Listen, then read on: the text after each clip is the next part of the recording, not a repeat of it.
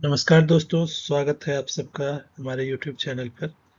आज की इस वीडियो में हम ट्रांसफार्मर आर्किटेक्चर को बिल्कुल स्क्रैच से समझने की कोशिश करेंगे। हम देखेंगे कि ट्रांसफार्मर क्या होता है, इसके मेन कंपोनेंट्स कौन-कौन से हैं और इन कंपोनेंट्स के बीच में इंफॉर्मेशन फ्लो कैसे होता है। इसके साथ ही हम ये भी समझेंगे कि अगर हमें ट्रांसफार्मर को बिल्कुल स्क्रैच से डिज़ाइन करना हो और ट्रेन करना हो, तो ट्रेनिंग शुरू करने से पहले कौन-कौन सी प्री प्रोसेसिंग स्टेप्स होती है, जो हमें करनी पड़ती है। जैसे कि tokenization, vocabulary creation, token IDs, embedding, positional encodings, इन सारी चीज़ों के बारे में थोड़ी डिटेल से जानने की कोशिश करेंगे।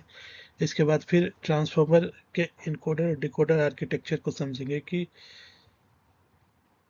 ट्रांसफार्मर में इनकोडर वाले पार्ट में क्या होता है, डिकोडर वाले पार्ट में क्या होता है, फिर हम उसके अटेंशन मैकेनिज्म को समझेंगे, फिर मल्टी हेड अटेंशन क्या है, कैसे काम करता है, फिर जो हमारा डिकोडर होता है, डिकोडर में दो तरीके के अटेंशन होते हैं, एक होता है मास्क अटेंशन, दूसरा होता है क्रॉस अटेंशन।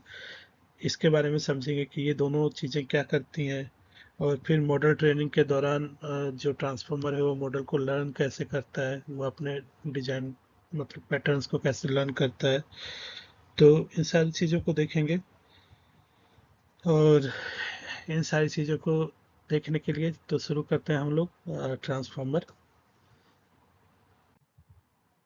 तो सबसे पहले हम ट्रांसफार्मर की डेफिनेशन पे आते हैं कि ट्रांसफार्मर क्या है। तो सब ट्रांसफार्मर एक आर्किटेक्चर है ना। आर्किटेक्चर का नॉर्मल सा मतलब होता है ब्लूप्रिंट या फिर कोई ऐसी चीज़ जो हम एक्चुअल में बिल्ड करने वाले हैं, रियल में बिल्ड करने वाले हैं। उससे पहले जो हम पेपर पे उसकी ड्राइंग बनाते हैं कि यहाँ पे ये कंपोनेंट होगा, ये कंपोनेंट होगा, तो वो काइंड ऑफ ब्लूप्रिंट। ठीक है। तो ट्रांसफार्मर क्या है? ट्रांसफार्मर एक डीप लर्निंग आर्किटेक्चर है जिसमें सेल्फ अटेंशन यूज होता है, जिसमें multi head attention mechanism use होता है, जो कि क्या करता है कि इंफॉर्मेशंस को पैरेलली प्रोसेस करता है सीक्वेंस में। उसके बाद कॉन्टेक्स्ट रिलेशंस बिल्ड होते हैं टोकन्स के बीच में। तो ये सारे काम ट्रांसफार्मर करता है। जिससे अब ये हेल्प किस चीज़ों में होता है, तो अगर हम ट्रांसफार्मर की बात करें तो ये हेल्प करता है ट्रांसलेशन में, टेक्स्ट जनरेशन में, लैंग्वेज अंडरस्टैंडिंग में। तो ये मेन पेपर में जो 2017 में रिसर्च पेपर आया था ट्रांसफार्मर को लेकर के, उसमें ट्रांसफार्मर की ये सारी प्रॉपर्टीज थी। अब अगर हम 2026 में बात करें तो ट्रांसफार्मर भी काफ़ी एक्सटेंड हो चुका है। ट्रांसफार्मर के भी अब इसमें विजन ट्रांसफार्मर आ चुका है, जो कि इससे काफ़ी ज़्यादा अलग है, जो कि इमेज को प्रोसेस करता है। तो ये सारी चीज़ें, बट इस वीडियो में हम फोकस करेंगे 2017 में जो हमारा ट्रांसफार्मर का आर्किटेक्चर आया था, वो किस तरीके से काम करता था और वो कैसे बिहेव करता है, उसमें क्या क्या प्रोसेसिंग होती है। तो हम सिर्फ और सिर्फ इसी पे स्ट्रिक्ट रहेंगे।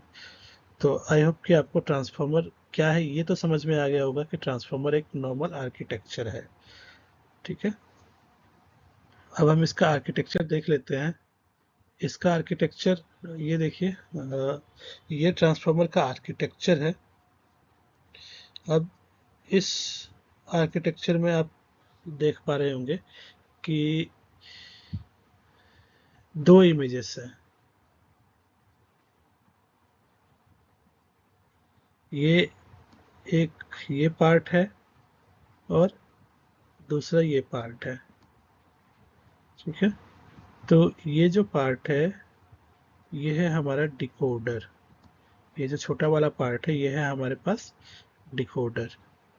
और ये जो बड़ा वाला पार्ट है जिसमें आउटपुट प्रोबेबिलिटी है, आउटपुट शिफ्टेड राइट है, इसको हम कहते हैं डिकोडर। मैं अगेन रिपीट कर देता हूँ, ये जो इनपुट वाला पार्ट है ये है हमारा इनकोडर और ये जो आउटपुट वाला पार्ट है ये है डिकोडर। अब हमें ये पता चल गया इस स्ट्रक्चर में इनकोडर और डिकोडर क्या है, राइट। दूसरा ये कि इसमें जो कंपोनेंट्स है तो आप देख रहे होंगे कि multi head attention, again multi head attention, again multi head attention, feed forward, यहाँ भी फीड फॉरवर्ड है, ऐड एंड नॉर में 1 2 3 4 4 5 6 जगह पे ऐड एंड नॉर्म यूज है, तो कंपोनेंट्स की रिपीटेशन है ना। तो एक्चुअल कंपोनेंट्स कौन कौन से हैं, तो जैसे अगर इनपुट को भी कंपोनेंट माने तो इनपुट हमारा एक कंपोनेंट हो गया, इनपुट एम्बेडिंग हमारे पास दूसरा कंपोनेंट हो गया, पोजिशनल इनकोडिंग तीसरा कंपोनेंट हो गया, मल्टी हेड अटेंशन चौथा कंपोनेंट हो गया, ऐड एंड नॉर्म पांचवा कंपोनेंट हो गया, फीड फॉरवर्ड छठा कंपोनेंट हो गया। फिर अगेन ऐड एंड नॉर्म है तो हम इसको दोबारा से काउंट नहीं करेंगे, तो टोटल 6 हो गए हमारे पास यूनिक कंपोनेंट। यहाँ पे अब देखोगे तो आउटपुट इम्बेडिंग सातवा हो गया हमारे पास। फिर अब यहाँ पे आप देख सकते हो मास्क मल्टी हेड अटेंशन। तो मास्क मल्टी हेड अटेंशन भी एक kind of multi head attention है, तो इसको हम ना कोई नया कंपोनेंट कंसिडर नहीं करते, ये भी मल्टी हेड अटेंशन की तरह ही वर्क कर रहा है। तो ये भी मल्टी हेड अटेंशन ही है। तो यहाँ पे फिर लीनियर हमारे पास हो गया सातवां, फिर सॉफ्टमैक्स हो गया आठवां, है ना। तो इस तरीके से ये कंपोनेंट्स हैं। बट अगर हम इन कंपोनेंट्स की बात करें तो इन कंपोनेंट्स के इंटरनली भी बहुत सारे सब कंपोनेंट्स हैं जो कि इनके प्रोसेस में हेल्प करती है। तो अब इनके जो सब कंपोनेंट्स हैं वन बाय वन, उसको तो हम बाद में एक्सप्लोर करेंगे। अभी हम नॉर्मल मतलब वैसी चीज़ें एक्सप्लोर कर लेते हैं जो एक्चुअल में काम आती है। काम मतलब कि इसमें ट्रांसफार्मर को अगर हम स्क्रैच से जानेंगे, तो स्क्रैच से जानने के लिए ये सारी चीज़ें मतलब प्रोसेसिंग को समझने के लिए ज़रूरी होती हैं। ठीक है। तो अब यहाँ पे आप देख सकते हो tokenization, input embeddings, position encoding, query, attention, set attention, multi head, feed forward, add and norm, encoder, mask attention. तो ऑलमोस्ट ये जो कंपोनेंट्स यहाँ पे लिखे हुए हैं, ये सारे के सारे ही इम्पोर्टेंट कंपोनेंट्स हैं। और इस वीडियो में हम कोशिश करेंगे कि इन सारे कंपोनेंट्स को वन बाय वन डिस्कस करें। तो फिर अब आगे चलते हैं, देखते हैं नेक्स्ट। ये नॉर्मल आर्किटेक्चर हो गया। अब हमने क्या किया कि जो हमारा एक्चुअल ट्रांसफार्मर का आर्किटेक्चर था उसको ब्रेक डाउन कर दिया नॉर्मल इस तरीके से। तो ये हमारे पास इनकोडर का आर्किटेक्चर आ गया और ये डिकोडर का आर्किटेक्चर आ गया स्टेप बाय स्टेप। आप देख सकते हो input embeddings, positional encoding, multi head self attention, add and norm, feed forward, add and norm. और ये हमारे पास output embedding, positional encoding, mask multi-head attention, head and on, cross attention, head and on, feed forward network, linear softmax probability। अब जो encoder था, encoder में जो हमारे पास दो मल्टी हेड अटेंशन थे, तो एक मल्टी हेड अटेंशन को mask to multi head attention कहते हैं, वो आपने देखा था पीछे भी। और दूसरा वाला जो होता है मल्टी हेड अटेंशन, उसको हम क्रॉस अटेंशन भी कहते हैं। ठीक है। अब नेक्स्ट हम आगे बढ़ते हैं।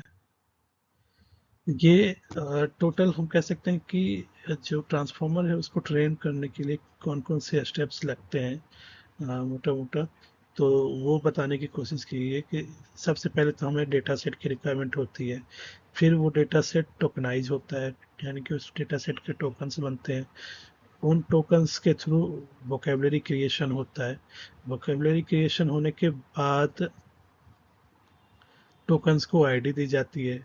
फिर वो आईडी देने के बाद उसको एम्बेड किया जाता है। फिर एम्बेडिंग के बाद उसकी पोजिशनल इनकोडिंग होती है। फिर वो इनकोड होता है, यानी कि इनकोडर के पास जाता है। फिर उसके बाद वो डिकोडर के पास जाता है। फिर डिकोडर में मल्टी हेड मास्क अटेंशन होता है। फिर add and norm, feed forward, linear layer, softmax. तब लास्ट में जाकर के वो प्रेडिक्ट करता है वैल्यू को। और उस प्रेडिक्शन में भी अगर वैल्यू गलत आ गई तो फिर से वो लॉस बैक प्रोपगेशन करके लॉस फंक्शन का लॉस कैलकुलेट होता है और दोबारा से चीज़ें प्रोसेस रिपीट होती हैं। तो इस तरीके से ट्रांसफार्मर लर्न करता है। तो ऑलमोस्ट ये स्टेप्स हैं ट्रांसफार्मर के लर्न करने के। तो अब सबसे पहले हम लोग बात करते हैं टोकनाइजेशन की। टोकनाइजेशन क्या होता है? टोकनाइजेशन का मतलब होता है यहाँ पे किसी एक सेंटेंस को छोटे छोटे चंक्स में डिवाइड करना, तोड़ना, है ना। तो अब यहाँ पे जैसे हमने एक एग्जांपल के तौर पे ले लिया आई लव एआई। तो अगर हम इसका टोकन में कन्वर्जन करेंगे तो आई इटसेल्फ एक टोकन हो गया, लव इटसेल्फ एक टोकन हो गया, एआई इटसेल्फ एक टोकन हो गया। तो टोकनाइजेशन का मतलब बहुत सिंपल है। टोकनाइजेशन का मतलब होता है किसी भी एक सेंटेंस को छोटे छोटे वर्ड्स में, चंक्स में डिवाइड करना। Tokenization tokenization is the process of breaking text into smaller units. And ये जो स्मॉलर यूनिट्स में ब्रेक हुए हैं, इसको हम कहते हैं टोकन। आई इटसेल्फ एक टोकन है, लव एक टोकन है, एआई एक टोकन है।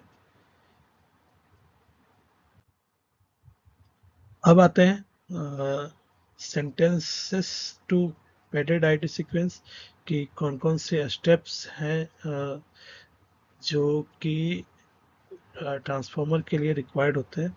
तो एक बात मैं यहाँ पे आपको बताना चाहूँगा कि ट्रांसफॉर्मर जब वर्क करता है तो हम ये मानते हैं कि ट्रांसफॉर्मर में पहले से कुछ चीज़ें यानी कि कुछ रैंडम वर्ड्स पहले से हैं जिसको वो प्रेडिक्ट कर सकता है, जिसको हम यहाँ पे कहते हैं वोकेबलरी। तो ट्रांसफर में पहले से ही एक वोकेबलरी क्रिएटेड होती है।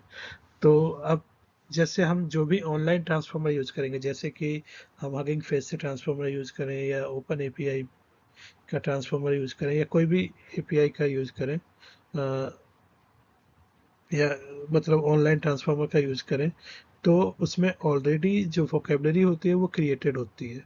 लेकिन अब हमें ये समझना है कि अगर मान लो कि हम इनमें से कोई ट्रांसफार्मर यूज नहीं कर रहे हैं और हमें स्क्रैच से बिल्कुल ट्रांसफार्मर को डिजाइन करना है, बिल्कुल स्क्रैच से, ऑफलाइन अपने लोकल सिस्टम पे, तब हमें क्या करना पड़ेगा? तो सबसे पहले हमें एक वोकेबलरी क्रिएट करनी पड़ेगी। ठीक है, और वोकेबलरी क्रिएट करने के लिए ये स्टेप्स हैं जो कि हमें फॉलो करने पड़ेंगे। तो सबसे पहले इन स्टेप्स में सबसे पहले क्या होगा, तो सबसे पहले हमारे पास डाटा सेट होना चाहिए। और डेटा सेट अगर हमारे पास है, ठीक है, तो उस डेटा सेट के बाद फिर हम ये सारे के सारे स्टेप्स फॉलो कर सकते हैं। तो मैं समझने के लिए एक सेंटेंस ले लेता हूँ, I love A I. I love ए आई एक सेंटेंस हमने मान लिया, ये हमारे पास है। और हम क्या कर रहे हैं कि हम ट्रांसफॉर्मर बिल्कुल स्क्रैच से डिजाइन करने की कोशिश कर रहे हैं। तो सबसे पहला स्टेप है कि इसके लिए हमें पूरी की पूरी वोकेबलरी बनानी पड़ेगी। तो अब हमने क्या किया, सबसे पहला स्टेप, हमने जो सेंटेंस लिया था उसको चंक्स में डिवाइड किया, यानी कि टोकन में डिवाइड किया। तो आई लव ए आई से हमें टोकन मिल गया, आई लव और ए आई। फिर हम क्या करते हैं कि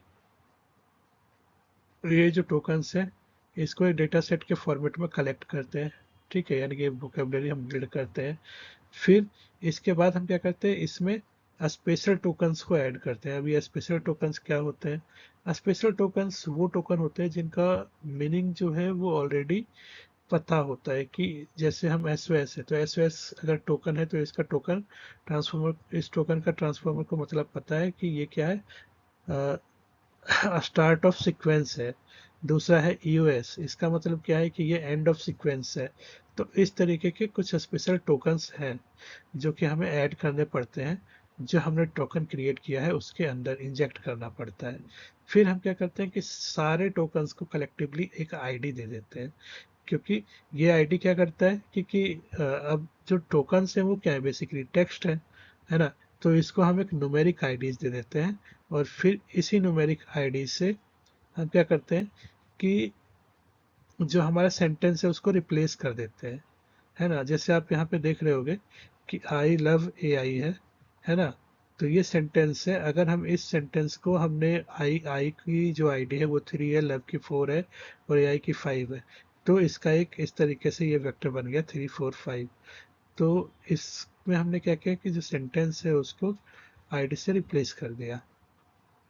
अब हम क्या करेंगे कि पैडिंग करेंगे। पैडिंग बेसिकली क्या होता है कि हम क्या करते हैं यहाँ पे डायमेंशंस बनाते हैं कि हमारा जो वेक्टर होगा वो कितने डायमेंशन का होगा। तो अब यहाँ पे हमारे पास कंटेंट जो है वो कितना है, 3 है। बट मान लो कि डायमेंशन हमारा 5 डायमेंशन का है, तो हमें क्या करना पड़ेगा, इसमें 2 एलिमेंट और ऐड करने पड़ेंगे।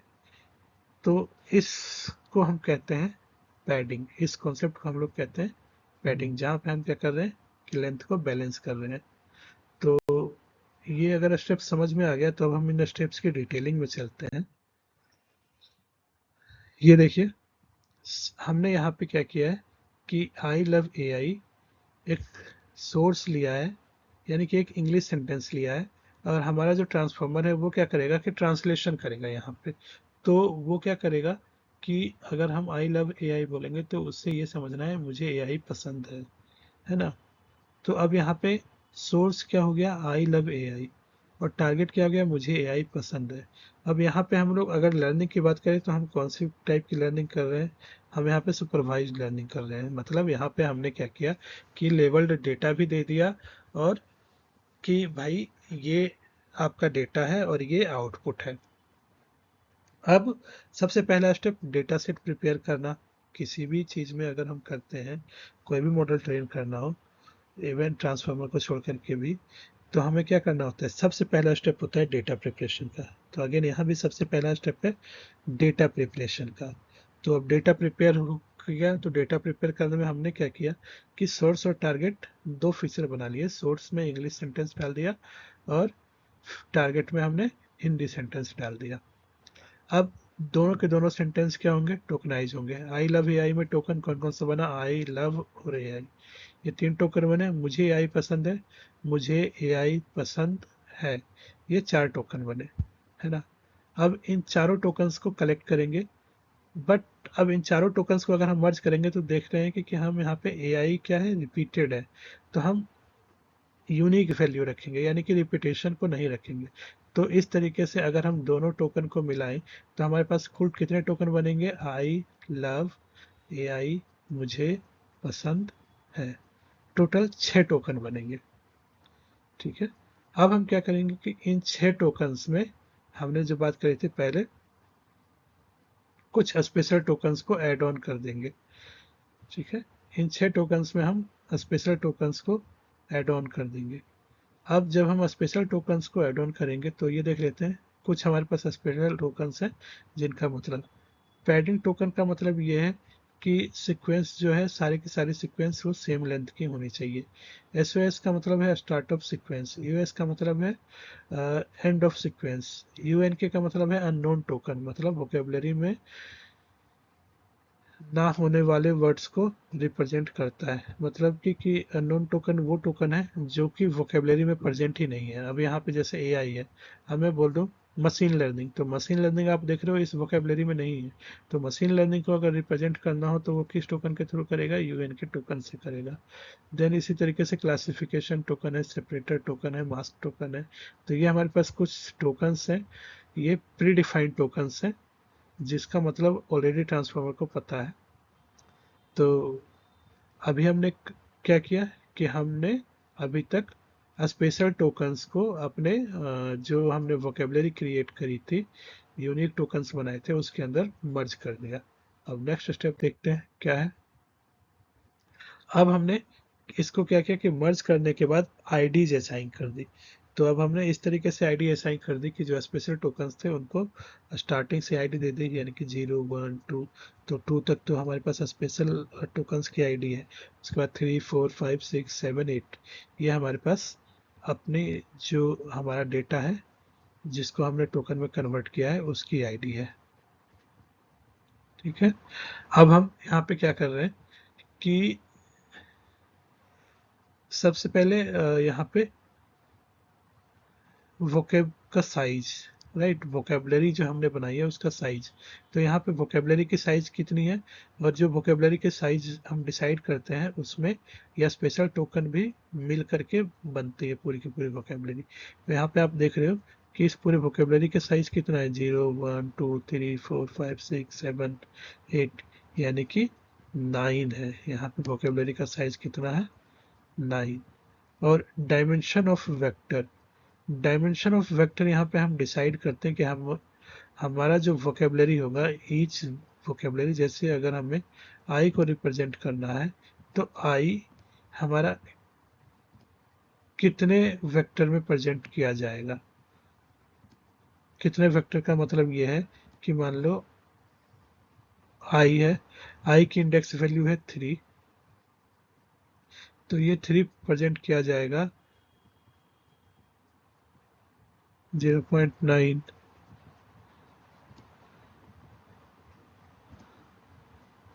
0.8, इस तरीके से। सॉरी, एक मिनट।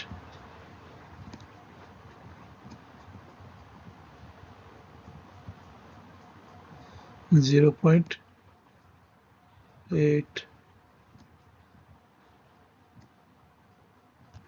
0.5, तो मतलब कुछ भी हो सकता है। 1, 2, 3, मान लेते हैं हम कि अप टू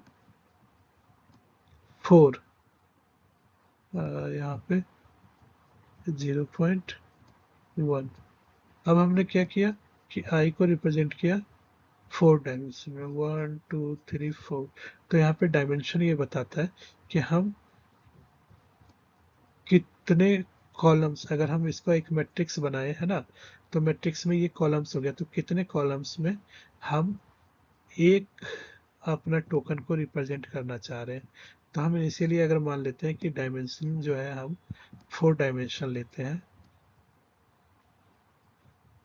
तो मैट्रिक्स हमारा कितने का बनेगा, यहाँ पे मैट्रिक्स हमारा बनेगा 36 का।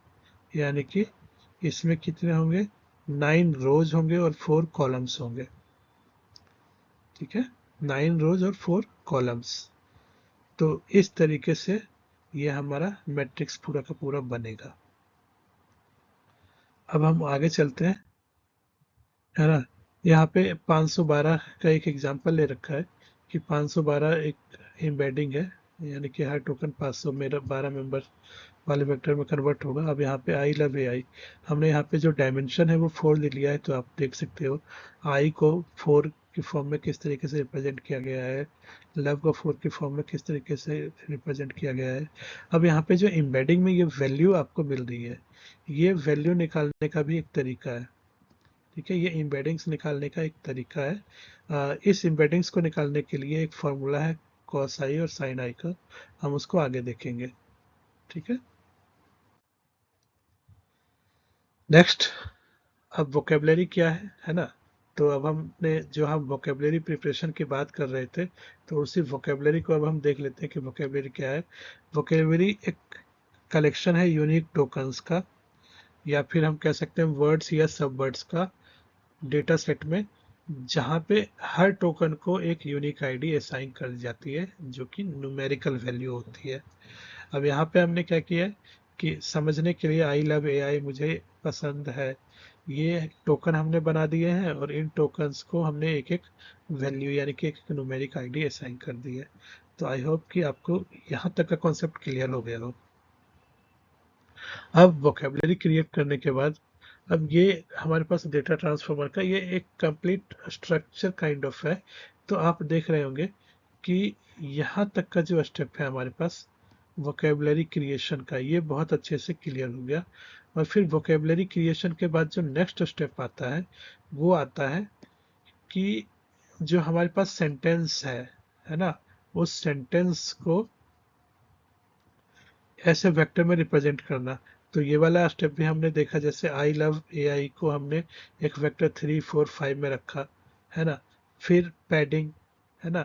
तो पैडिंग वाला कॉन्सेप्ट भी आप लोगों को क्लियर हो गया होगा कि पैडिंग में हम क्या करते हैं कि जो डायमेंशन होती है ना, जो डायमेंशन हम डिसाइड करते हैं कि भाई हमारा जो वेक्टर होगा इतने डायमेंशन का होगा, ये बेसिकली डिफाइन किया जाता है जब डेवलपर डेवलप कर रहा होता है, तब ये डिफाइन होता है। और वैसे बाय डिफॉल्ट 512 की एम्बेडिंग ली जाती है, तो वहाँ पे ये डिसाइड होता है और कि ये मतलब इतना डायमेंशन है, तो उस डायमेंशन के अकॉर्डिंग हम उसको पैडिंग मतलब प्रोसेस में डालते हैं, यानी कि उसकी लेंथ को नॉर्मलाइज करते हैं। अब अगर पैडिंग तक पूरा का पूरा काम हो जाता है तो उसके बाद आता है एम्बेडिंग का, कि अब एम्बेडिंग कैसे होता है ना, इसमें वैल्यू कैसे आती है उसको हम नेक्स्ट में समझने की कोशिश करेंगे। वो भी हमने बना रखा है एम्बेडिंग का पूरा एक टॉपिक, तो उसको हम आगे देखेंगे। अभी हम लोग यहाँ पे ये समझ लेते हैं कि अब इसके बाद क्या होता है, सपोज एम्बेडिंग तो बन गई है ना, जो रिप्रेजेंटेशन है उसकी एम्बेडिंग बन गई, तो उसके बाद क्या होगा, तो उसके बाद जो होता है ट्रांसफॉर्मर में वो होता है एम्बेडिंग लुकअप। अब ये क्या है, इस लेयर में ये होता है कि जो हमने टोकन आईडी बनाई हुई है 0 1 2 3 4 5 6 7 8, जितने भी हमने एम्बेडिंग्स बनाई हुई है, अब उन एम्बेडिंग्स को रैंडम तरीके से एक मैट्रिक्स मिल जाएगा, है ना, रैंडम तरीके से एक वैल्यू मिल जाएगी। तो जैसे मान लो 0 है तो 0 का 0.11 माइनस 0.21, 0.37, 0.05, ये 0 को रिप्रेजेंट करने का एक तरीका हो गया। 1 माइनस 0.32। तो अब ये जो मैट्रिक्स है ये कैसे बनती है, तो ये तो रेंडमली असाइन हो जाती है ना, बनती कैसे ये हम बाद में देखेंगे, बट अभी जो असाइन की बात करते हैं हम लोग, तो यहाँ पे ये रेंडमली असाइन हो जाती है। तो अब रेंडमली कैसे असाइन होती है, तो जैसे ही हमारा ट्रांसफॉर्मर में डायमेंशंस हम देते हैं, यानी कि मैट्रिक्स क्रिएट करते हैं, नंबर ऑफ वोकेबलरीज, है ना, number of elements in the vocabulary into में डायमेंशन, तो वैसे ही ये एक रैंडम मैट्रिक्स क्रिएट हो जाती है, और ये रैंडम मैट्रिक्स क्रिएट होने के बाद ये वैल्यू वहां पे उसको असाइन हो जाती है। तो अब ये जो रैंडम मैट्रिक्स है ना, तो अब इन्हीं रैंडम मैट्रिक्स के थ्रू इनका प्रेजेंटेशन होगा कि अब जो हमने पैडिंग करके हमें जो मिला हुआ है इनपुट टोकन आईडी, है ना, तो उस टोकन आईडी के अगेंस्ट इस एम्बेडिंग मैट्रिक्स से एक एक वैल्यू निकलेगी और वो एक सीक्वेंस को बनाएगी। तो ये हमारा लुकअप हो जाता है एम्बेडिंग्स का, है ना।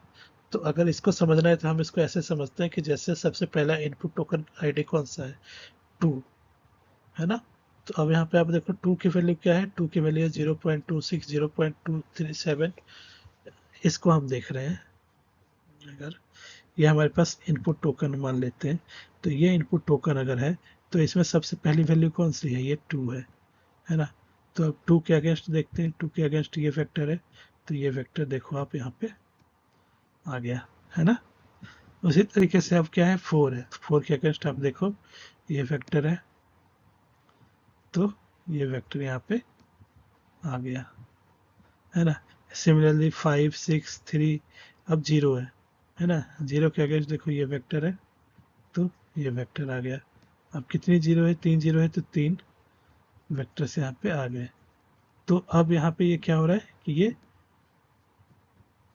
जो एम्बेडिंग मैट्रिक्स रेंडमली क्रिएट हुई, उसके बाद क्या हुआ कि एक एम्बेडिंग लुकअप बना, एक रिजल्ट बन गया, और जो अब सेंटेंस रिप्रेजेंटेशन है वो क्या हो गया, वो एक वेक्टर फॉर्म में आ गया, यानी कि जो सेंटेंस रिप्रेजेंटेशन है वो एक वेक्टर फॉर्म में आ गया, है ना। अब इस वेक्टर को, यानी कि जो हमारा एम्बेडिंग वेक्टर्स है ना, उसमें कॉन्टेक्स्ट ऐड करते हैं। तो कॉन्टेक्स्ट कैसे ऐड करते हैं, यानी कि एक पोजीशन इनकोडिंग होती है, ठीक है। पोजीशन इनकोडिंग क्या करता है कि पोजीशंस को रिप्रेजेंट करता है in the form of vectors. अब यहाँ पे देख रहे हो कि 0th पोजीशन की एम्बेडिंग ये है, 1 पोजीशन की एम्बेडिंग ये है ना। तो ये, और ये ऑलरेडी डिफाइन होती है ट्रांसफॉर्मर के अंदर, मतलब ट्रांसफॉर्मर के अंदर कोई मेमोरी नहीं होती, मतलब ऐसा ये लॉजिक होता है कि ये ऑलरेडी बना हुआ होता है। तो अब यहाँ पे ये जो पोजीशन इनकोडिंग है इसको ऐड कर दिया जाता है किसके साथ, ये जो एम्बेडिंग है टेक्स्ट की, है ना, जो सेंटेंस की एम्बेडिंग हमारी आई है उसके साथ। तो अब इन दोनों को जब ऐड कर दिया जाता है, तो अब हमें जो एम्बेडिंग मिलती है वो कौन सी एम्बेडिंग मिलती है, वो पोजीशन अवेयर एम्बेडिंग मिलती है। इसका मतलब ये है, पोजीशन अवेयर एम्बेडिंग्स का मतलब कि एक सेंटेंस है, उस सेंटेंस में टोकन्स है यानी कि वर्ड है, और उस वर्ड का जो कॉन्टेक्स्ट है, और जो मतलब कौन सा वर्ड कहाँ प्लेस है, ये इंफॉर्मेशन भी हमें एम्बेडिंग में मिल जाती है। तो यानी कि उससे कॉन्टेक्स्ट काफी हद तक बेटर हो जाता है ना। तो आई होप कि यहाँ तक आपको क्लियर हुआ हो। अब हम आगे चलते हैं। ये वाली सारी चीज़ें हम आगे के प्रोसेस में देखेंगे। इनकोडर, अब मैं बात कर रहा था आपसे कि इनकोडर कैसे क्या प्रोसेस करता है, कैसे क्या करता है। तो अब यहाँ पे आप देख लो इनकोडर आ ही गया, है ना। अब इनकोडर क्या करता है, सबसे पहले इनकोडर में क्या क्या चीज़ें होती हैं, ये वाला पार्ट है, इस वाले पार्ट को हम इनकोडर कहते हैं। सबसे पहले इनपुट है ना। इनपुट के बाद ये एम्बेडिंग है, एम्बेडिंग के बाद पोजिशनल इनकोडिंग है, पोजिशनल इनकोडिंग के बाद यहाँ पे मल्टी हेड अटेंशन है। तो यहाँ पे पोजिशनल इनकोडिंग के बाद हमें क्या मिल रहा था वहाँ पे, कॉन्टेक्स्ट अंडरस्टैंडिंग, यानी कि हमें पोजीशन अवेयर एम्बेडिंग मिल रही थी, जिसको मैंने यहाँ पे कॉन्टेक्स्ट अंडरस्टैंडिंग की बात कर दी है कि अगर हमें पोजीशन अवेयर एम्बेडिंग्स मिल गई तो उससे ऑलरेडी कॉन्टेक्स्ट का पता है। ठीक है। अब यहाँ पे बहुत सिंपल सा एक मैंने एग्जांपल ले रखा है कि आपने देखा होगा पीछे, जो हमारे पास ये है, ये असाइंग आईडीज है ना। अब ये जो असाइंग आईडीज है, अब इसमें से मैंने एक वर्ड ले लिया लव। अब इस लव वर्ड को मुझे क्या करना है कि इसकी वैल्यू कितनी है, 4। तो मैंने इसकी वैल्यू यहाँ पे 4 लिखी। अब इस 4 को रिप्रेजेंट किया, यानी कि इनकोड किया वेक्टर से। ये रहा इसका वेक्टर, तो इसका ये वेक्टर क्रिएट हो गया। अब इसी तरीके से जो पोजीशन है, एक पोजीशन का भी वेक्टर क्रिएट हो जाएगा, है ना। तो पोजीशन क्या है, 1 है। तो अब पोजीशन 1 का क्या वेक्टर है, ये एक पर्टिकुलर वेक्टर है। तो ये क्रिएट हो गया। तो अब हमारे पास क्या है कि वर्ड्स जो हैं उनका वेक्टर क्रिएट हो गया, पोजीशन का वेक्टर ऑलरेडी क्रिएट हो गया है। यहाँ पे आप देखो, embedding converts token IDs into dense numeric vectors, है ना। एम्बेडिंग क्या करता है कि टोकन आईडी को कन्वर्ट कर देता है डेंस वेक्टर्स में। कि क्यों कन्वर्ट करता है, ताकि उसका सिमेंटिक मीनिंग जो है वो कैप्चर कर सके, सिमेंटिक मीनिंग कैप्चर कर सके।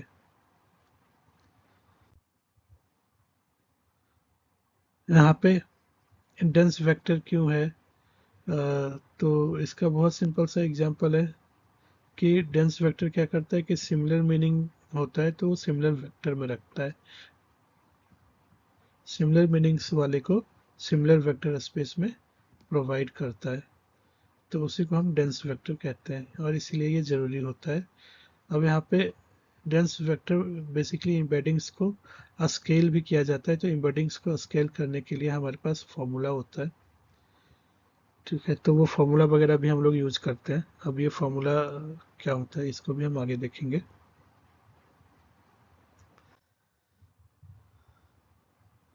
अब है यहाँ पे पोजिशनल इनकोडिंग। पोजिशनल इनकोडिंग बता ही दिया आपको, क्योंकि पोजिशन इनकोडिंग में क्या होता है कि ये इंफॉर्मेशन में पोजिशन को ऐड कर देता है, जिससे कि सीक्वेंस, यानी कि जो ट्रांसफॉर्मर है वो सीक्वेंस को बहुत अच्छे से समझ जाता है।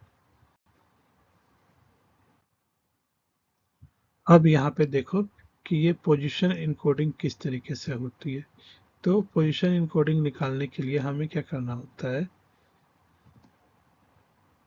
पोजीशन इनकोडिंग निकालने के लिए हमें क्या करना होता है कि ये फॉर्मूला है, एक ये साइन का फॉर्मूला है और ये कोसाइन का फॉर्मूला है। ठीक है। अब यहाँ पे साइन और कोसाइन का फॉर्मूला तो हो गया।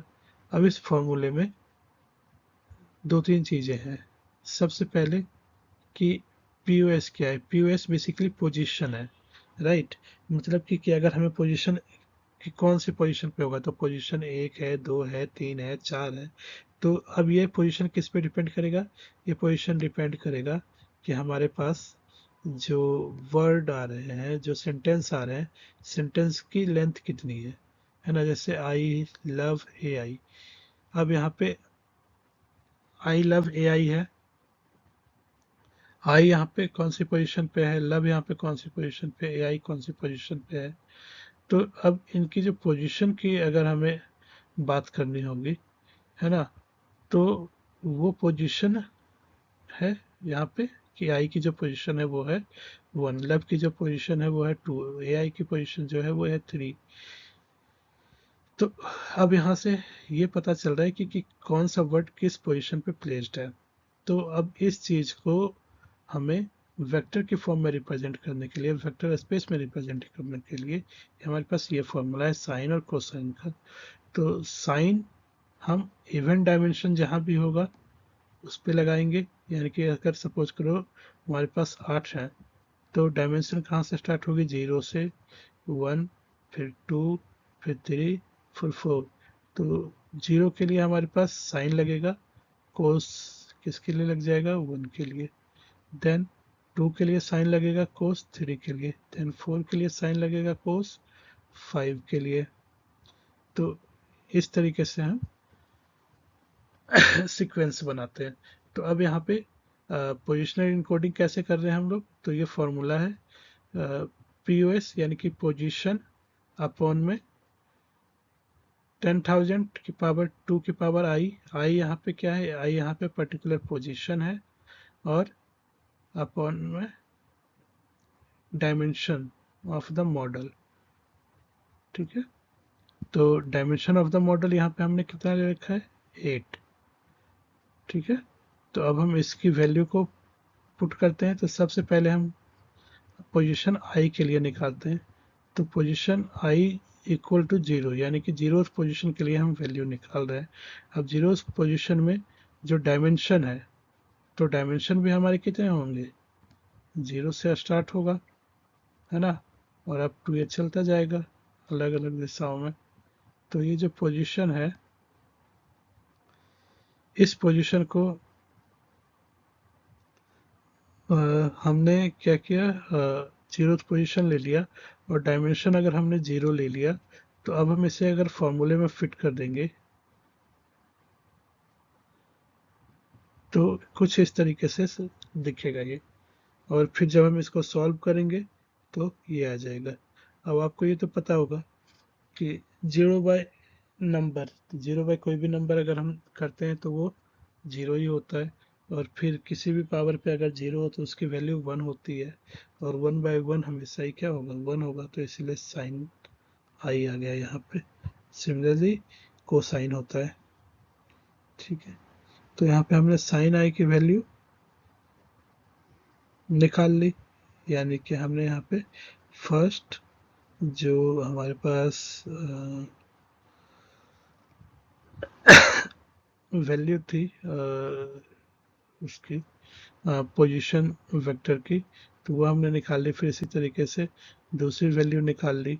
तो इस तरीके से करते करते अब हमें कितने निकालने हैं, हमारे पास 8 मॉडल हैं, तो हमें 8 वैल्यूज निकालनी पड़ेगी, यानी कि 8 डायमेंशन।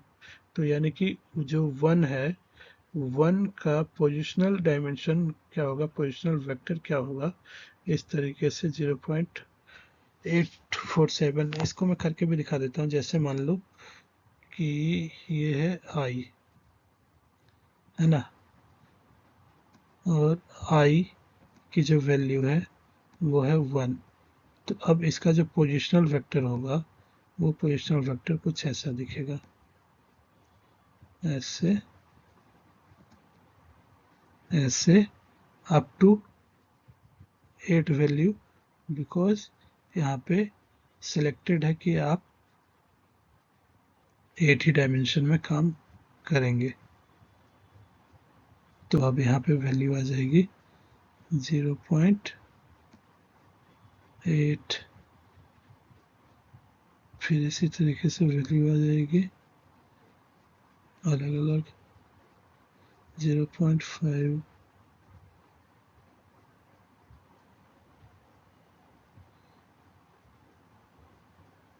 ये आ जाएगी 0.5।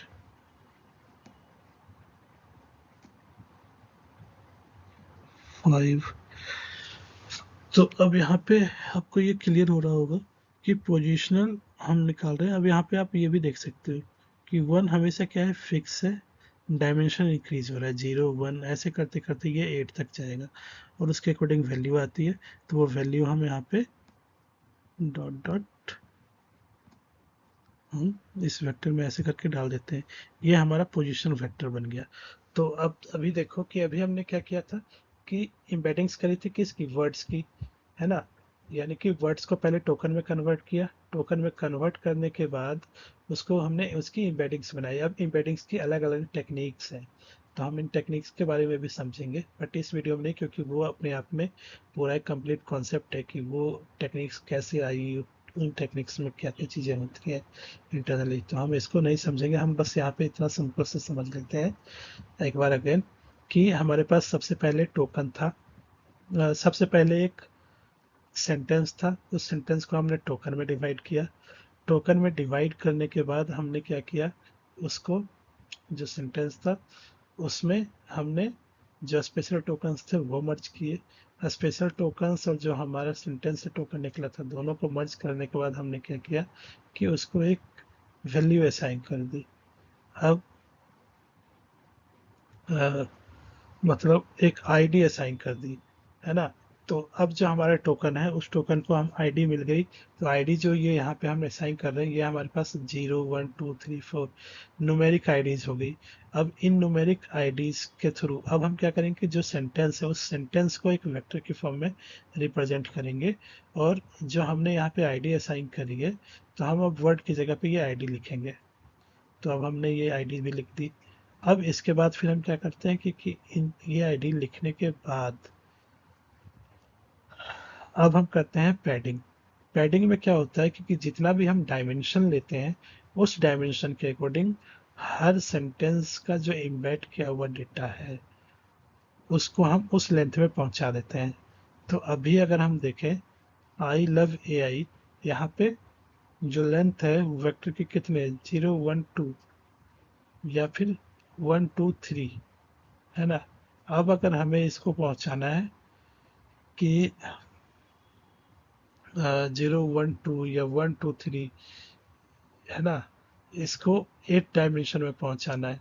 तो अब यहाँ पे ये तो वैल्यू तो यहाँ पे 3 ही है ना। तो ये 3 डायमेंशन हो गया। 8 डायमेंशन में पहुंचाने के लिए इसमें 5 जीरो और ऐड करने पड़ेंगे। तो हम वो एजेक्ट करके 5 जीरो हम इसको क्या बना देते हैं, अप टू 8 डायमेंशन के लिए कैपेबल बना देते हैं। तो इसी कॉन्सेप्ट को हम पैडिंग कहते हैं। तो आई होप कि आपको यहाँ तक चीज़ें बिल्कुल क्लियर हो गई होंगी। और फिर वो जो हमारे पास अ, निकल के आता है, पैडिंग के बाद जो मैट्रिक्स निकल के आती है, उसको हम एम्बेडिंग्स में, यानी कि इस तरीके से न्यूमेरिकल वैल्यूज़ में मतलब कन्वर्ट करते हैं, छोटी छोटी वैल्यूज़ में। और जो दूसरा जो है पोजीशन, पोजीशन वेक्टर हम कैसे बनाते हैं ये आप समझ चुके हो। और फिर हम क्या करते हैं कि वो जो हमें वहाँ पे वो वेक्टर मिला था और पोजीशन वेक्टर मिला था, उसको हम ऐड ऑन करते हैं, ताकि हमें क्या मिल सके, पोजीशन अवेयर इनकोडिंग्स या पोजीशन अवेयर एम्बेडिंग्स, ये हमें मिल सके। ये पोजिशनल इनकोडिंग का ही है तरीका, है ना। आप देख सकते हो, टोकन एम्बेडिंग और पोजिशनल इनकोडिंग को मिला करके पोजिशन अवेयर इनपुट बनता है, पोजिशन अवेयर एम्बेडिंग्स बनती है। अब आता है मल्टी हेड अटेंशन क्या है। तो मल्टी हेड अटेंशन को समझने से पहले हमें ये समझना होगा कि अटेंशन क्या होता है। तो अटेंशन एक मैकेनिज्म है that enables a model to focus on the most relevant parts of the input sequence and when processing a token। मतलब कि अटेंशन क्या है कि वो एक मैकेनिज्म है जो कि ये प्रॉपर्टी लाता है, या फिर वो मॉडल्स में ये इनेबल करता है कि जो वो वर्ड है, उस वर्ड का सबसे मोस्ट रिलेवेंट वर्ड कौन सा है, या वो जो टोकन है उस टोकन का सबसे मोस्ट रिलेवेंट टोकन कौन सा है। अब यहाँ पे अगेन आई लव ए आई हम की बात कर देते हैं। तो आई और ए आई यहाँ पे दो टोकन है। अब लव यहाँ पे सिंगल टोकन है।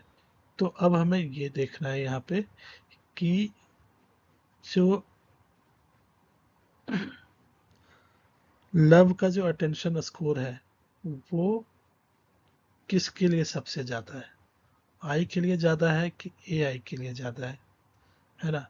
तो आई का अटेंशन स्कोर कितना है, 20। ए आई का कितना है अटेंशन स्कोर, 50। तो ऑब्वियस है कि लव के सबसे ज़्यादा जो ट्रस्टफुल वर्ड है वो कौन सा है, एआई।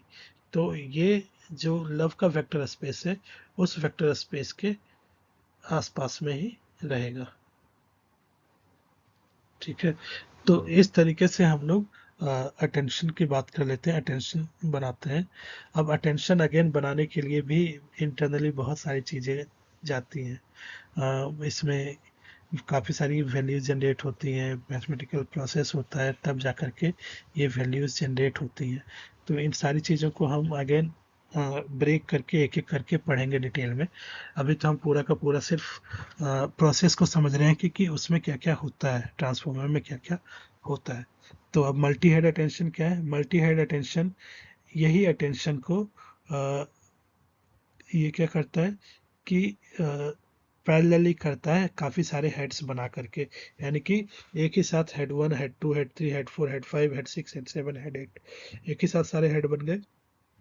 और फिर ये क्या करते हैं कि एक ही साथ अटेंशन मैकेनिज्म मत इनेबल करते हैं हर वर्ड के साथ। अब इसको आप ऐसे भी समझ सकते हो कि अब जैसे आई लव ए आई है, तो आई का अटेंशन लव और ए आई के साथ रहेगा, लव का अटेंशन आई और ए आई के साथ रहेगा, और ए आई का अटेंशन लव और आई के साथ रहेगा। यानी कि हर वर्ड एक वर्ड से मतलब दूसरे वर्ड से अटेंशन लेगा, मतलब ये समझने की कोशिश करेगा कि उसको किस वर्ड पे फोकस करना है ना। अब यहाँ पे सेल्फ अटेंशन के लिए क्या चीज़ें होती है, तो अगर हम इंटरनल की बात करें, ये हो सकता है कि आपको बहुत अच्छे से क्लियर ना हो, इसके लिए मैं पूरा एक अलग से वीडियो बनाऊंगा। तो उसमें तीन चीज़ें होती हैं, क्वेरी, की और वैल्यू। तो हर टोकन ये तीन वैल्यू प्रोड्यूस करता है, क्वेरी, की और वैल्यू। और इसी के बेसिस पे, इन्हीं तीन वैल्यू के बेसिस पे आगे जा कर के पूरा का पूरा जो अटेंशन स्कोर है वो कैलकुलेट होता है। ठीक है, तो अब हमें ये पता चल गया कि हमारे पास क्या होता है, तीन वैल्यू होती है, क्यू, के, भी। क्यू करता है क्वेरी को, के की को, और वी वैल्यू को।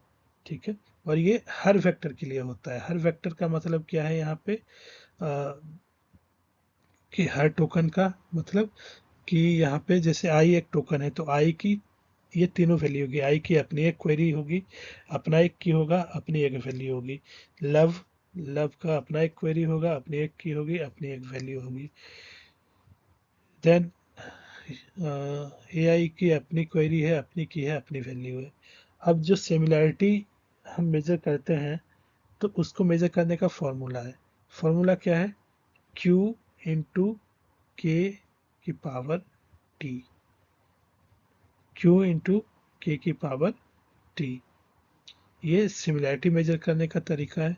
यानी कि टी यहाँ पे ट्रांसपोज को डिनोट कर रहा है, क्यू यहाँ पे क्वेरी को डिनोट कर रहा है, के यहाँ पे की को डिनोट कर रहा है, और टी ट्रांसपोज, यानी कि हम इसको अगर पढ़ेंगे तो क्यू इंटू ट्रांसपोज ऑफ के।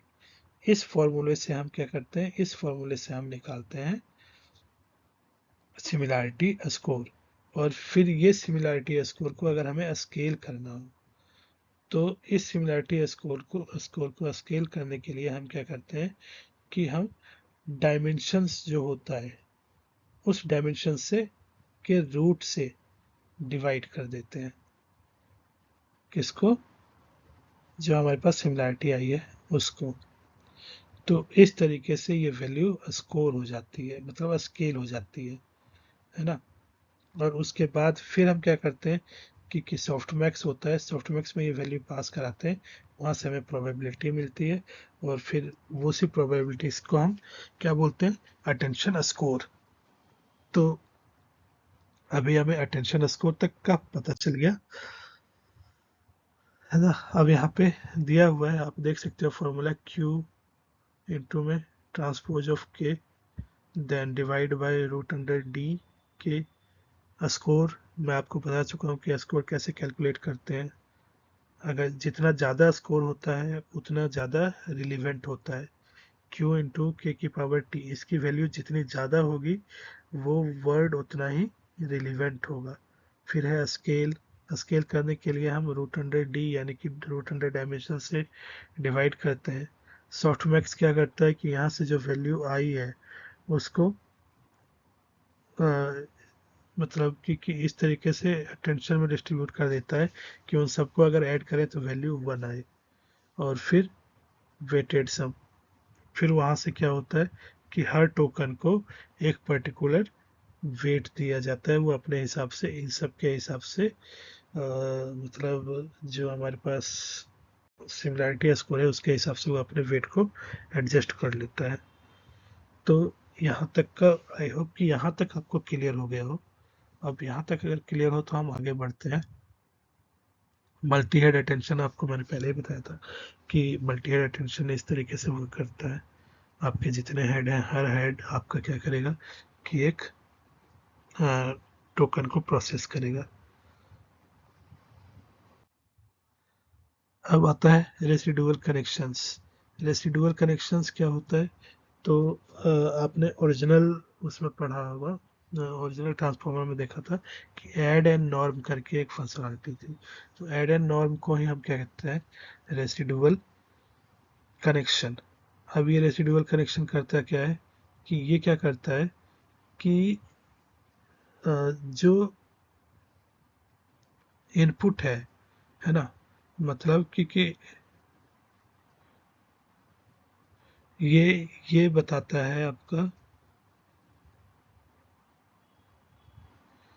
इसको इसको देखते हैं आगे। ये रहा एड एंड नॉर्म में यहाँ पे कि ये क्या करता है कि इंफॉर्मेशन को प्रिजर्व करके रखता है, यानी कि ओल्ड नॉलेज और न्यू नॉलेज की कैसे ये काम करता है इसको देखते हैं।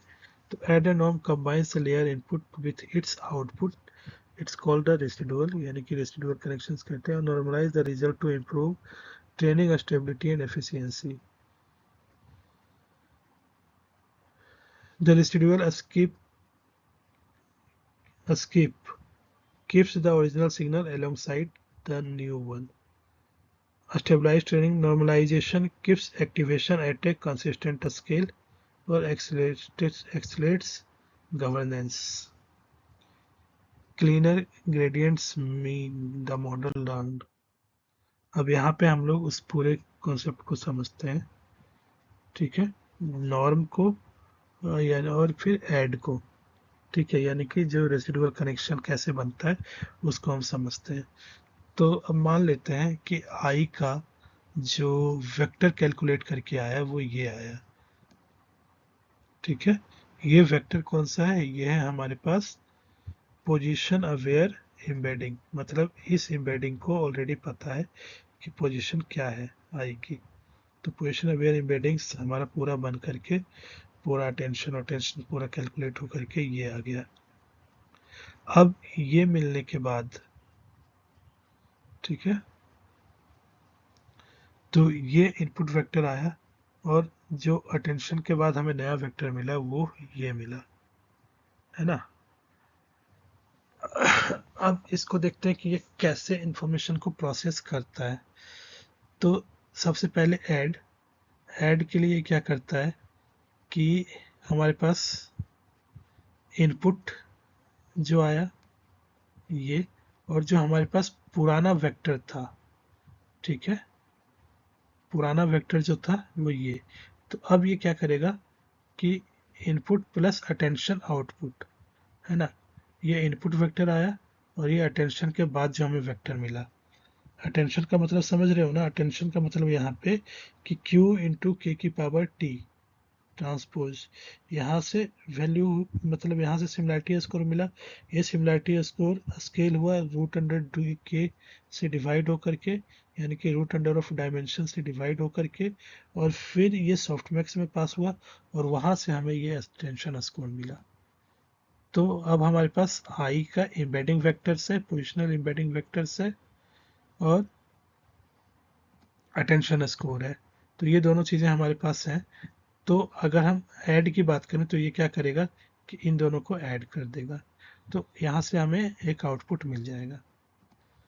अब ये एडिशन करेगा तो ये एडिशन देख सकते हैं कि आपकी बहुत ज़्यादा भी हो सकता है।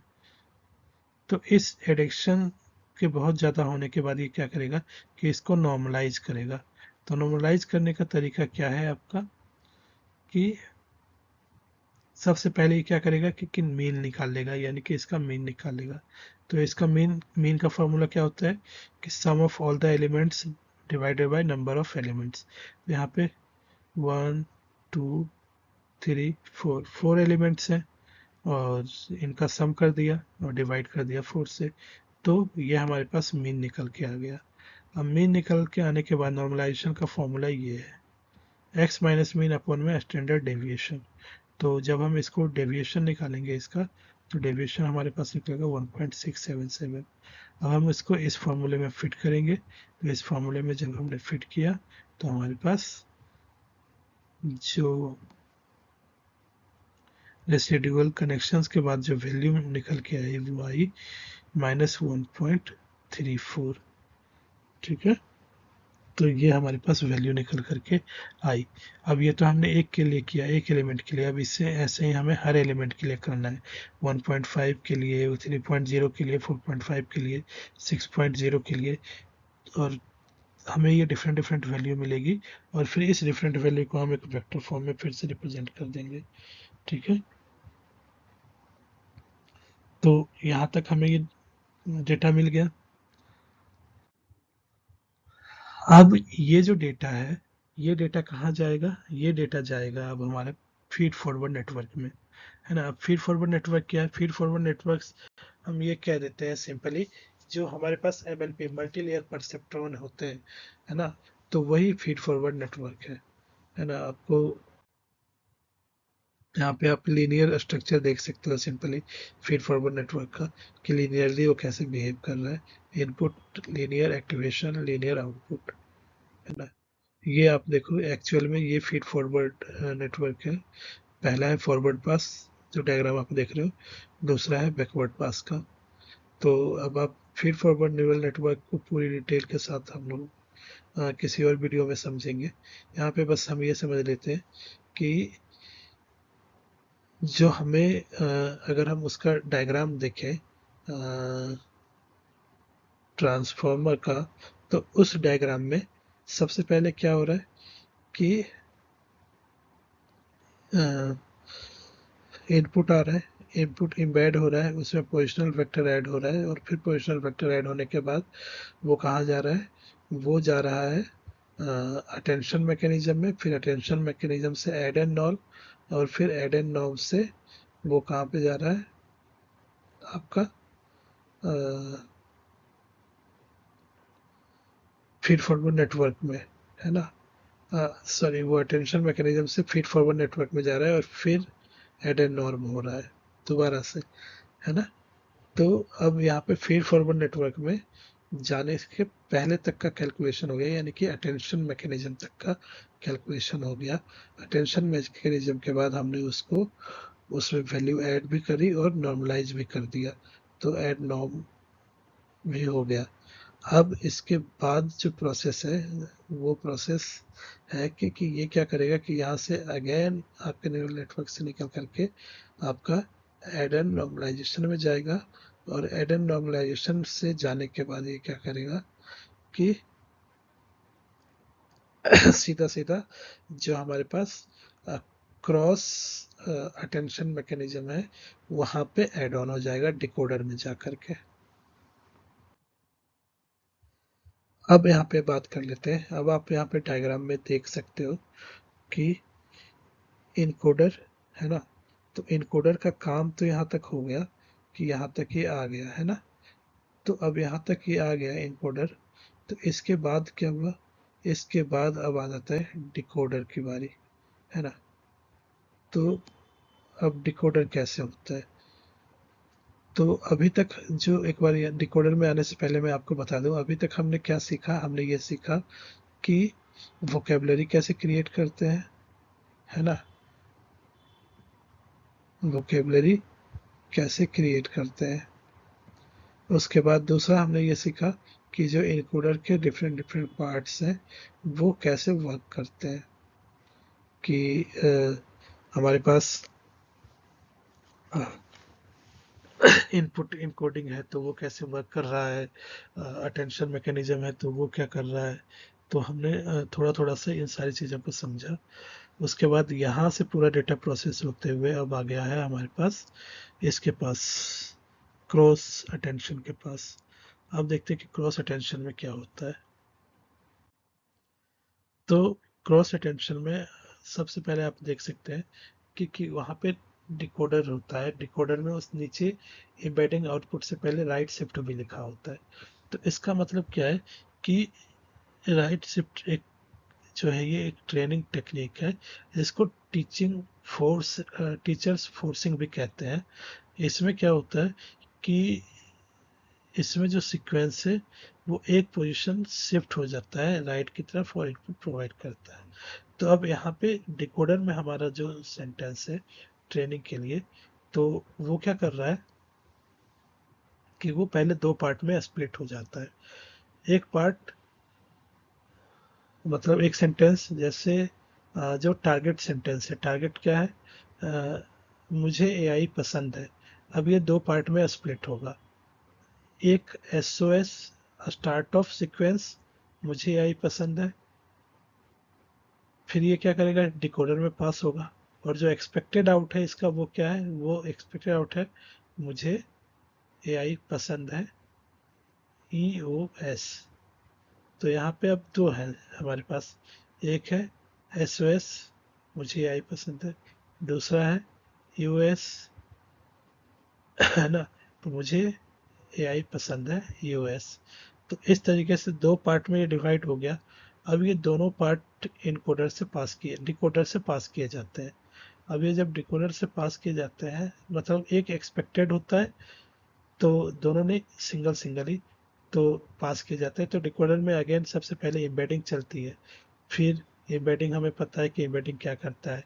फिर उसके बाद उसका टोकनाइजेशन, सॉरी, पोजिशनल इनकोडिंग होती है। फिर पोजिशनल इनकोडिंग होने के बाद वो मास्क अटेंशन में जाता है। मास्क अटेंशन मैकेनिज्म में वो क्या करता है कि उसने अगर मॉडल ने पहले से जो जनरेटेड वैल्यूज है वहाँ पे उसको मिल जाती है, ठीक है, तो ओके। अदरवाइज अगर उसको वहाँ से नहीं मिलता है तो वो नेक्स्ट स्टेप जाता है क्रॉस अटेंशन मैकेनिज्म में। क्रॉस अटेंशन मैकेनिज्म क्या करता है कि जो यहाँ पे पहले से इनपुट अवेलेबल था, है ना, तो या जो इनकोडर से हमारे पास इनपुट आया था, तो सॉरी, इनकोडर को प्रोसेस करने के बाद जो आउटपुट आया था वो एज ए इनपुट यहाँ पे क्रॉस अटेंशन मैकेनिज्म में आता है। तो फिर ये क्या करता है कि जो सिमिलैरिटी सर्च करना है यानी कि एस ओ एस, मुझे एआई पसंद है, तो इसमें इसको नेक्स्ट टोकन प्रेडिक्ट करना है। नेक्स्ट टोकन क्या है, यूएस। तो अब ये यूएस को कहाँ ढूंढेगा कि अगर इसको पहले से जनरेटेड कंटेंट में मिल गया यूनिकली तो ठीक है, अगर नहीं मिला तो ये क्या करेगा कि क्रॉस अटेंशन के पास जाएगा। क्रॉस अटेंशन में वो क्या करेगा कि इस वैल्यू को लेगा और इसके रिगार्डिंग सर्च मारेगा कहाँ पे, जहाँ पे वो हमें इनकोडर का जो आउटपुट है वहाँ जहाँ पे अवेलेबल है, क्योंकि वो भी कनेक्टेड है किससे, क्रॉस अटेंशन से ही।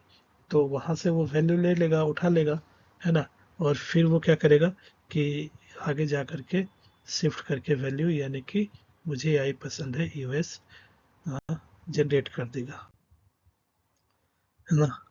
तो यहाँ पे अब इनकोडर डिकोडर यहाँ पे देख सकते हैं आपके मास्क सेल्फ अटेंशन है, क्रॉस अटेंशन है। मास्क सेल्फ अटेंशन क्या करता है कि ये सिर्फ और सिर्फ पहले से जो टारगेटेड वैल्यूज हैं, है ना, उनको मास्क कर देता है, सिर्फ उसे कोई नई वैल्यू यहाँ पे जनरेट नहीं कराता है। और क्रॉस अटेंशन क्या है, क्रॉस अटेंशन आपका कि इनकोडर की और वैल्यूज को लेकर के टारगेट कनेक्शन है उसको रीड करता है। यहाँ पे S O S token one token two visible.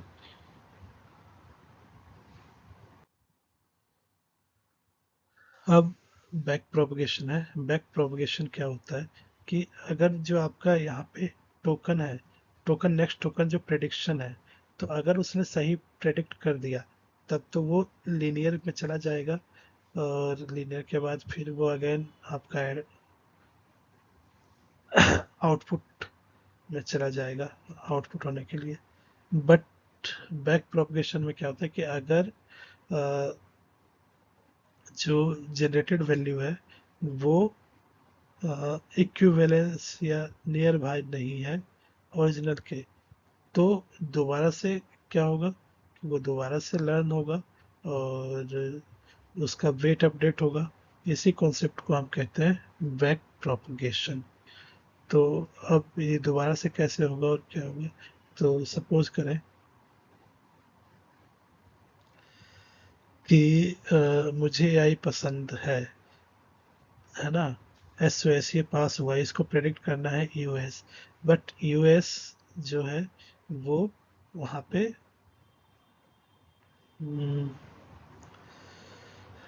जो मास्क अटेंशन मैकेनिज्म है वहाँ पे से वो जनरेटेड नहीं है। तो वो फिर क्या करेगा, वो नेक्स्ट पे जाएगा, है ना। तो नेक्स्ट में जब वो जाएगा तब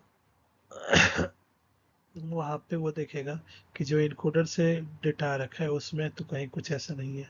तो अगर वहाँ से उसको पता चलता है तो ठीक, अगर नहीं पता चलता है तो वो कैलकुलेट करेगा कि कितनी गलती हुई है, और फिर उसके बेसिस पे वो दोबारा से प्रोसेस में आएगा। तो इसी पूरे कॉन्सेप्ट को हम यहाँ पे कहते हैं बैक प्रोपगेशन। लॉस फंक्शन के थ्रू लॉस कैलकुलेट होता है, जो मैं कह रहा हूँ कि वो बैक जाकर के लॉस कैलकुलेट करता है। फिर लीनियर लेयर बेसिकली क्या करता है कि ये हिडन होता है ना, और हर टोकन के कोरेस्पॉन्डिंग एक स्कोर जनरेट करता है। सॉफ्टमैक्स बेसिकली क्या करता है कि जो डेटा इसे मिलता है उसको प्रोबेबिलिटी में कन्वर्ट करता है। अब यहाँ पे कुछ लेयर्स हैं जो लेयर वाइज चीज़ें बताई गई है, जैसे कि ये आप देख सकते हो, ये teacher forcing cross entropy back propagation Adam optimization step, ये सारे स्टेप्स हैं जो लिए जाते हैं, है ना। Decoder output 512 context switch vector propagation linear logic softmax. तो ये हमारे पास पूरी की पूरी जर्नी है एंड टू एंड। टोकन और एम्बेडिंग होता है, पोजिशनल इनकोडिंग होती है ना, सेल्फ अटेंशन होता है, उसके बाद वो फीड फॉरवर्ड नेटवर्क में जाता है, फिर डिकोडर में जाता है, फिर उसके बाद मास्क में, और फिर अटेंशन क्रॉस अटेंशन मार्क्स के पास होता है, और फिर लीनियर और सॉफ्टमैक्स में जाता है, और फिर हमें वो जो नियरेस्ट प्रेडिक्टेड टोकन है वो मिलता है। तो ये पूरा का पूरा जर्नी था। आई होप कि आपको फंडामेंटल्स तो एटलीस्ट क्लियर हुए होंगे। और अभी मैं इस पे और भी वीडियोस बनाऊंगा ट्रांसफार्मर पे, क्योंकि ये तो ओवरऑल था। और इसमें ओवरऑल में भी आई थिंक कहीं ना कहीं मुझे जहाँ तक लग रहा है कि इंडेक्सिंग का कॉन्सेप्ट है, या फिर जो मैंने अभी वोकैब प्रिपरेशन का कॉन्सेप्ट है, वो कहीं ना कहीं मिक्स एंड मैच हो गया है।